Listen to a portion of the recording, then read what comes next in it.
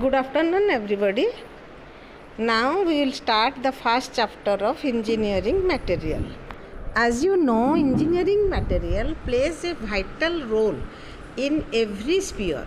All the equipments prepared by using some material. For this reason, material science is a different branch where they have studied the properties of different materials, and by innovative ideas and with research work they produce new material.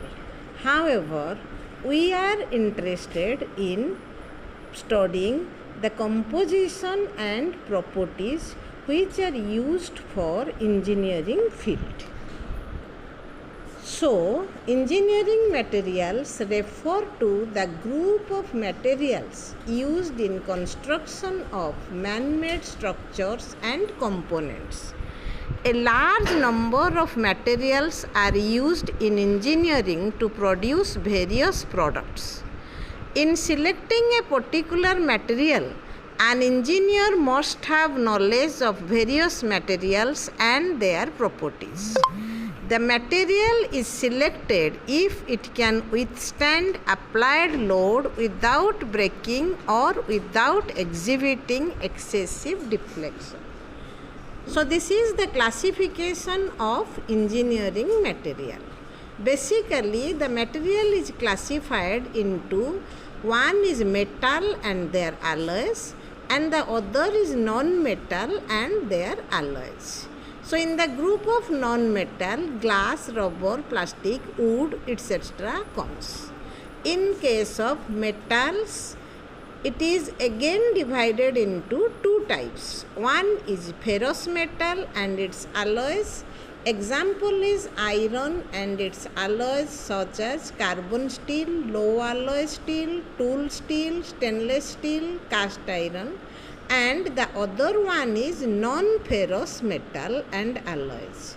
Example is aluminium, nickel, copper, titanium and their alloys such as brass, bronze, etc. So what is the difference between ferrous material and non-ferrous material? Ferrous materials are those materials whose main constituent is iron. But non-ferrous materials are the metals and alloys whose main constituent is not iron but some other metal such as copper, aluminium. So now we study the properties of material. So what is the properties? Properties of material are the characteristics of matter which differentiate one material from the other. So the major properties of material, it is to be studied for selection of material in engineering field. So the major properties are physical properties, chemical properties, mechanical properties. So first we start with physical properties. A material's physical properties denote the physical state of material. Physical properties include density, specific heat, thermal expansion, conductivity, melting point, porosity and appearance. So what is density? Density is the mass of unit volume of a material. So mathematically, density equal to mass by volume. So its unit will be kg per meter cube. So why we study density? Density depends to some extent on the purity of material, pore volume and treatment the material has already received.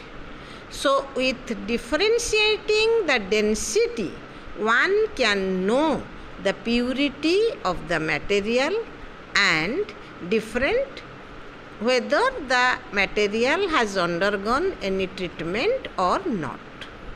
As well as density helps differentiating between light and heavy metals even if they have same shape and same outer look. If both the materials are coated with same protective coating, then also by knowing the density, one can differentiate which is heavy and which is light. Next property, specific heat. Specific heat of a substance is the amount of heat required to increase the temperature of unit mass of the substance through 1 degree centigrade. So, specific heat mathematically is equal to heat by mass by difference in temperature. So, its unit is calorie per kg degree centigrade. Specific heat of a material is an important property as it will give an indication of how much heat energy is required to heat a given object to a particular temperature. So, by knowing the specific heat of a material, before going for the process, we have to set the amount of heat generation. Next, we will go thermal expansion. So, thermal expansion is another property which makes use of shape and size change.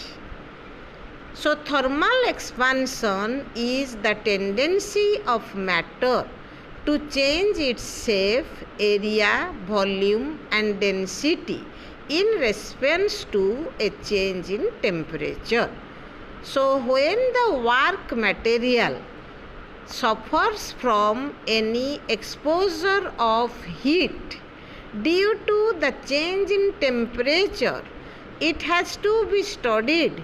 So, what will be the dimensional distortion? For this, we have to study the thermal expansion property of the matter. So, next is conductivity. So, conductivity is the ability of a material to conduct electricity, heat, fluid and sound. It is the reciprocal of resistivity. So, everybody knows what is resistance. It obstructs. So, what is conductivity? It allows the heat through the material. In case of electricity, current through the material, and in case of fluid and sound, these matters can pass through the material. Next is melting point. Melting point of a material is that temperature at which the solid metals change into molten state.